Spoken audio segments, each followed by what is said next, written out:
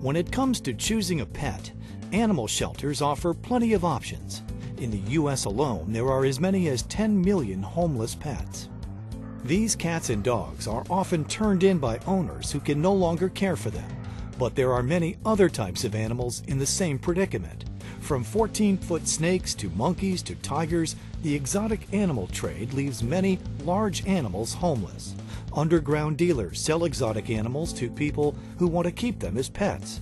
Zoos' prolific breeding programs leave many animals without a secure future and are sold off to animal dealers, exploitation at smaller, underfunded zoos, or end up at canned hunts.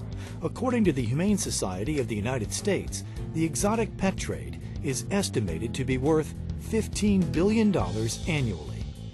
A lot of animals that are in the exotic pet trade come from illegal entries into the United States, and they're captured in the wild and then smuggled in.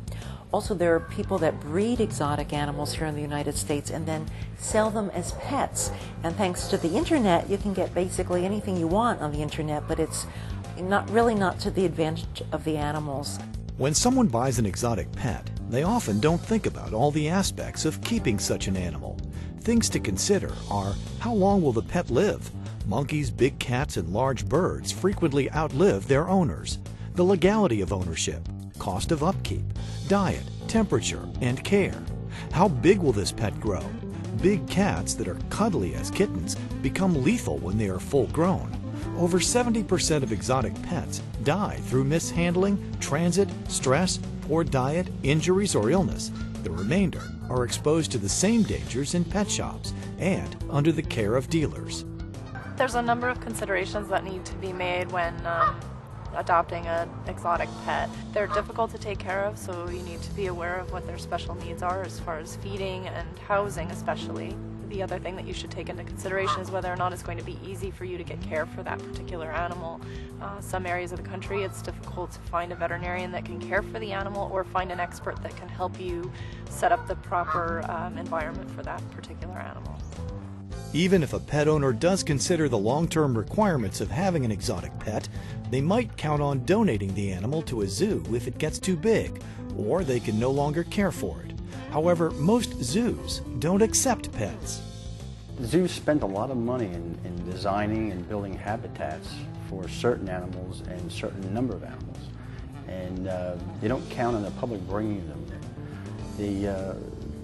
So they don't accept them for that reason. But a lot of other reasons are medical histories. You don't have a medical history on the animal. You don't know if it's got certain illnesses or carrying certain diseases, and they would endanger their animals that they have in their zoo at that time. Located in Forked River, New Jersey, the Associated Humane Societies and Popcorn Park Refuge reaches out if they hear of an animal in need.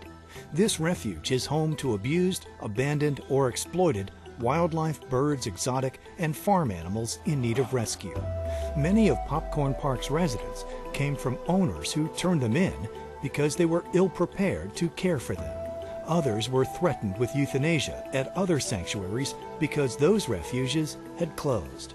Originally, this place was not built for exotic animals or animals that belong in zoos. It was built as an adoption center for dogs and cats. We got calls from Maine to save and rescue 2 black bear, calls from Ohio to build and construct something for a lion that they had found that had been abused, all the way to an elephant from New Mexico. So a lot of different animals come in here, and it was never expected, and then we just build as we need. Research the animal that you're getting, and by research I don't mean just going on the internet, finding the first website that you can find about, say, green iguanas and reading that and saying, oh, I can own a green iguana in an aquarium and it'll be fine and I don't have to worry about what my heat source or my light source is. You need to make sure that you actually find a reliable resource before you even go out and look at the animal that you're thinking about adopting. Associated Humane Societies operates 3 animal care centers. They have an open-door policy, and euthanasia is used as a last resort. Each year, Associated Humane Societies cares for and places 7,000 deserving dogs and cats in need of homes. The mission of Associated Humane Societies, which includes Popcorn Park Zoo Refuge, is to consistently provide the highest quality of care for all animals, not only domestic animals, but wildlife as well. You know, we're very unique in that we accept all species of animals, and not all shelters do that. And one thing that we do also is educate. We promote humane education for children as well as adults. So in essence, we're helping the people as well as the animals, because if you help the people with their animals, it's going to ultimately help everybody. Associated Humane Societies works to educate the public about proper animal care. Their primary message: have your pet spayed or neutered. Obviously, people who don't spay and neuter their pets, sometimes their pet escapes and manages to mate with another unspayed, unneutered animal, and then we have the problem that we have right now with all of our shelters is animal overcrowding.